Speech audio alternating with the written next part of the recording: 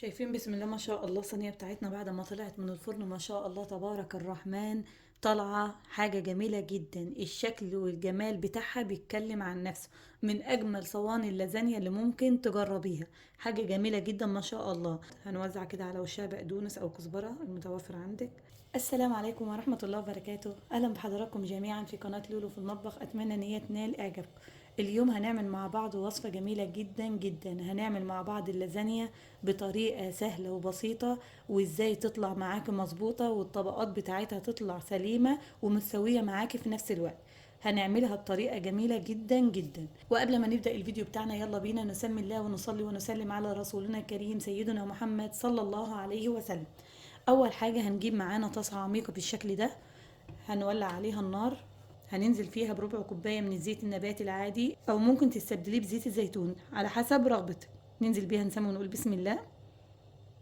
معانا هنا حبيتين من البصل متوسطة الحجم، هي مفرومين فرم ناعم بالشكل ده. طبعا بننزل بيه اول ما الزيت بيسخن، ننزل بيهم نسمي ونقول بسم الله.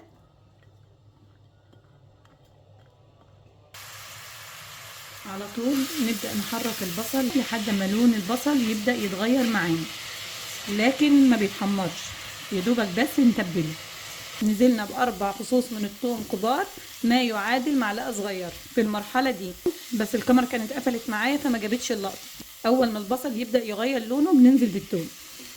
شايفين ما شاء الله، ده اللون اللي احنا عايزينه مع البصل. في المرحلة دي على طول هنبدأ ننزل باللحمة. معانا 750 جرام من اللحم البقري بالشكل ده، ما يعادل كيلو الا ربع. ننزل بيها نسمي ونقول بسم الله.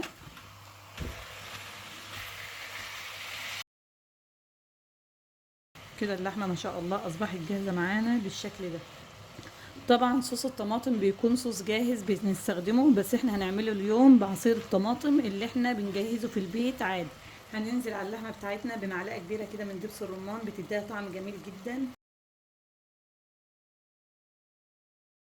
ونقلب المكونات مع بعضها. بعد كده هنبدأ ننزل بالتوابل بتاعتنا. معانا معلقة كبيرة من الملح، معلقة كبيرة من البهارات المشكلة، معلقة صغيرة من الفلفل الأسود، نص معلقة صغيرة من الزعتر، نص معلقة صغيرة من الريحان، نص معلقة صغيرة من الروزماري. ننزل بالمكونات كلها نسمي ونقول بسم الله. ورشة صغيرة من جوز الطيب بتدي طعم جميل جدا. نبشر حاجة بسيطة جدا كده فيه بالشكل ده، ما تكتريش، يا دوبك بس ريحة صغيرة بتدي ريحة وطعم جميل. ونقلبه مع بعض. بعد كده معانا عصير الطماطم المركز، ضربه بدون إضافة أي مية، ما يعادل 800 مللي. ضربت 7 حبات من الطماطم، حباية كبيرة بالشكل ده. ننزل بيها نسمي ونقول بسم الله. وهنعزز اللون معانا، هننزل بمعلقتين كبار من معجون الطماطم. ومعانا هنا حباية من الفلفل الرومي، زائد واحد من قرن الشطة الحراق. طبعا الشطة اختياري، تقدري تضيفيها وتقدري تستغني عنها. ننزل بيهم نسمي ونقول بسم الله. هنقلب المكونات كلها مع بعضها. هننزل كمان بمعلقة من معجون الطماطم لان احنا عايزين اللون يكون احمر بزيادة. وهننزل عليها بكوباية ونص من المية، معيار الكوباية 250 مللي. هنقلب المكونات كلها مع بعضها ونغطي عليها بس ما يتنشفش كامل، يعني يكون فيها شوية من الصوص. وهنشوف النتيجة ان شاء الله بعد ما تجهز معانا. في الوقت اللي اللحمة هتجهز فيه هنجهز معانا البشاميل. وانتبهي ان الصوص ما ينشفش منها تماما.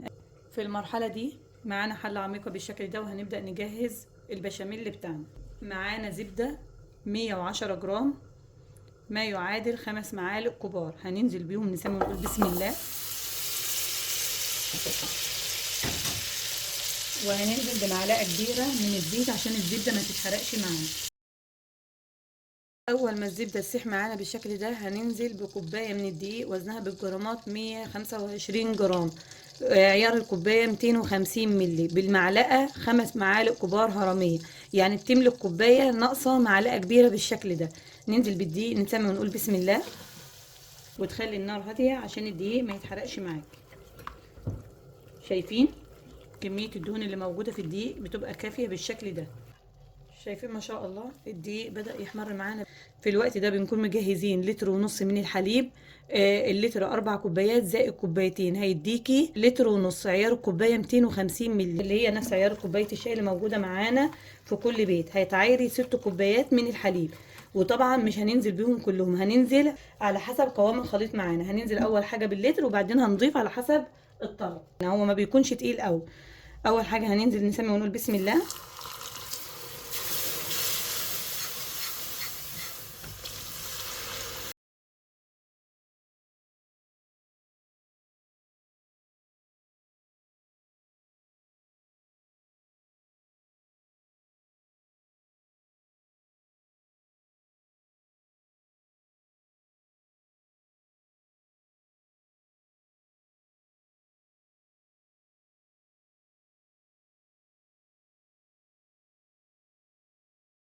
شايفين ما شاء الله بننزل شويه بشويه بالتدريج عشان قوام البشاميل يطلع معاكي ناعم بالشكل ده. لكن لو نزلتي بالحليب مره واحده هيطلع معاكي في كتل. زي ما انا بنزل كده بالتدريج. ما شاء الله قوامه ناعم جدا ما شاء الله، كأنك بتضربي كريمه.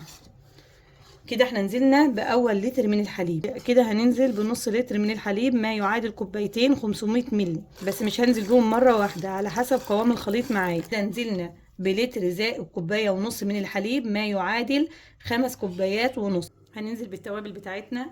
هننزل بطرف المعلقه هيل بودره، نص معلقه صغيره من الفلفل الاسود، معلقه كبيره من الملح، معلقه صغيره من البهارات المشكله، نص معلقه صغيره من البابريكا، وورقه من ورق اللورا. ننزل بهم نسمي ونقول بسم الله. وهننزل عليها برشة من جوز الطيب بالشكل ده. وهنقلب التوابل كلها مع بعضها. وكده البشاميل بتاعنا اصبح جاهز معانا. هنرفعه من على النار ونشوف خطوتنا التانية. شايفين ما شاء الله كده اللحمه بتاعتنا اصبحت جاهزه معانا بالشكل ده. بيكون فيها صوص زي ما انتم شايفين بالشكل ده، ما بينشفش كامل عشان نقدر نفرده في اللازانيا بتاعتنا. هنرفعه من على النار ونبدا خطوتنا التانية. بعد كده معانا علبة اللازانيا بالشكل ده. اي نوع لازانيا انت حباها. في لازانيا بتكون جاهزة سريعة التحضير، اللي هي ما بتحتاجش ان هي تتسلق، بتكون اسهل واريح. بس اللازانيا اللي معايا دي بتحتاج ان هي تتسلق. بنغليها غلو على النار وبعد كده بنبدأ على طول نشتغل فيها. يلا بينا نشوف طريقة التحضير. دي كده اللازانيا بتاعتنا بعد ما انا سلقتها بالشكل ده. على طول بتسلقيها وتطلعيها في ميه بارده وبعد كده تبداي تشتغلي فيها. بعد كده هنجيب الصينيه بتاعتنا. في ما شاء الله كثافه البشاميل اللي بيكون معانا بالشكل ده. هننزل بجزء من البشاميل كده في قاع الصينيه بتاعتنا. بنفردها كده في الصينيه. هنرص واحده جنب واحده، بس الطرفين بيبقوا من فوق بعض بالشكل ده، ما بتعملوهمش جنب بعض.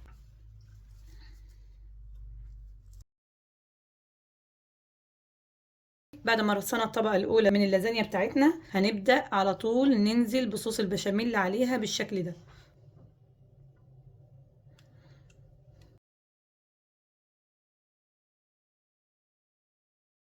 شايفين ما شاء الله وزعنا الطبقة التانية من البشاميل بالشكل ده. على طول هننزل بخلطة اللحمة بتاعتنا. واللحمة بيكون فيها صوص بالشكل ده عشان تبقى سهلة في الفرد، يعني ما بتنشفهاش قوي. هننزل باللحمة. شايفين ما شاء الله ما بتنشفهاش قوي، يعني بتسيبي فيها حاجة بسيطة كده من الصوص عشان لما تيجي تفرديها تكون سهلة الفرد معاك. كده نزلنا بأول طبقة من اللحمة والبشاميل. الجبنة اللي انا هنزل بيها في اللازانيا بتاعتنا هكتفي بالشيدر والموتزاريلا. هنبدأ نرصها كده جنب بعض بالشكل ده. هننزل بالطبقة التانية من اللازانيا بعد ما رصينا الطبقة الأولى من الجبنة بتاعتنا. بعد كده هننزل بالطبقة التانية من البشاميل بالشكل ده، نبدأ نوزعها. بعد ما وزعنا طبقة البشاميل على طول هننزل بطبقة اللحمة بتاعتنا. بتقلبيها كده كل مرة عشان تخلط الصوص في بعضه. بعد كده هننزل بالنوع التاني من الجبنة بتاعتنا وهي الجبنة الموتزاريلا. هنسمي ونقول بسم الله. طبعا حلاوة اللازانيا بتكون في الجبنة بتاعتها وبتكون جميلة جدا. وزعنا الطبقة التانية من الجبنة بالشكل ده. هنوزع آخر طبقة معانا من اللازانيا وطبعا انت تبع ما انت حابة في الطبقات بتزودي طبقتين او 3 او 4 على حسب الارتفاع اللي انت عايزاه. بس كده 3 طبقات حلوين قوي. شايفين ما شاء الله؟ كده انتهينا من اخر طبقة معانا. بعد كده اخر حاجة هوزعها هنا على طبقة اللازانيا، هنزل بباقي كمية اللحمة اللي معاها.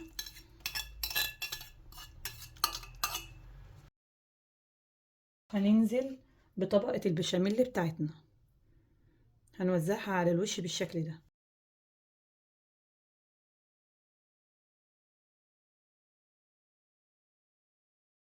واخر حاجة هننزل بيها، هننزل بالموتزاريلا على وش الصينية.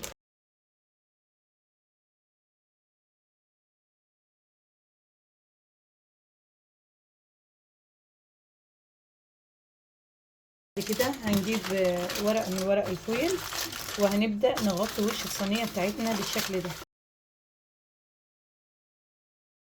هندخلها الفرن على درجة حرارة 250 درجة، الرف الأسفل اللي هو فوق النار على طول.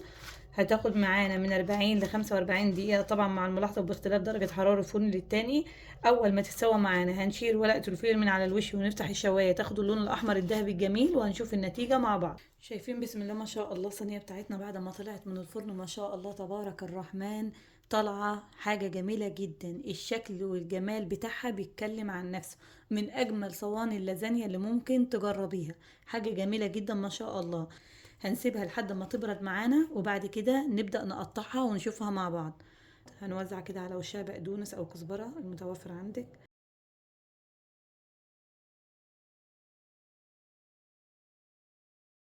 شايفين بسم الله ما شاء الله تبارك الرحمن؟ شايفين الطبقات بتاعتنا طالعة حاجة جميلة جدا ما شاء الله.